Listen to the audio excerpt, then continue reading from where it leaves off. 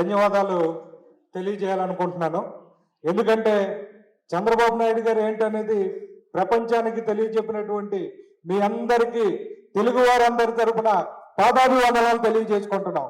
ఆయన 52 రోజులు జైల్లో ఉంటే ఆయన చేసిన పనులు ప్రపంచానికి చెప్పి నలుమూలలో ఉన్న తెలుగు వారందరినీ ఏకం చేసి అక్కడున్న ఒక సైకోకి చెవటలు పట్టించినటువంటి మీ యొక్క పోరాట తత్వానికి మా నమస్సుమాంజలి.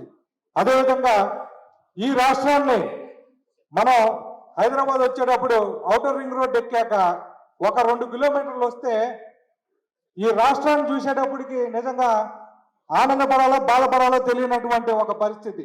ఎందుకంటే అక్కడి నుంచి చూస్తే మనం హైదరాబాద్ వచ్చామా లేకపోతే వేరే దేశంలో ఉన్నామా అనే పరిస్థితిని ఈ రాష్ట్రానికి కల్పించినటువంటి వ్యక్తి ఎవరు అవునన్నా కాదన్నా శ్రీ నారా చంద్రబాబు నాయుడు గారు.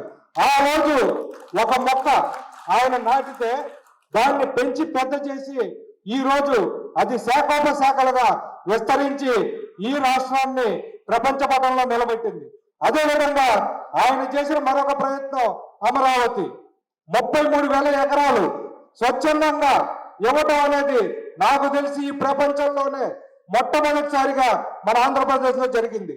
అలాంటి ఒక మహోన్నత కార్యాన్ని ఈ సైకో ముఖ్యమంత్రి వచ్చి నామరూపాలు లేకుండా చేసి రాష్ట్రానికి రాజధాని లేని విధంగా చేసిన ఈ ప్రభుత్వం మనకి అవసరమా?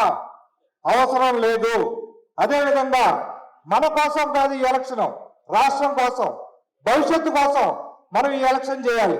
దయచేసి ప్రతి ఒక్కరూ కూడా మీతో కాదు, మీరుండే అపార్ట్మెంట్లో కానీ మీరుండే మీ ఫ్రెండ్స్ అపార్ట్మెంట్లో ఉండే ప్రతి వ్యక్తిని కూడా ఈ ఎలక్షన్ ఎంత అవసరం అనేది దయచేసి మీరందరూ వివరంగా చెప్పి రాష్ట్రం కోసం, రాష్ట్ర భవిష్యత్తు కోసం ఈ ఎలక్షన్ ని మీ భుజస్కంధాలుగా వేసుకొని నిర్వహించాలని చెప్పి కోరుకుంటూ సెలవు తీసుకుంటున్నా.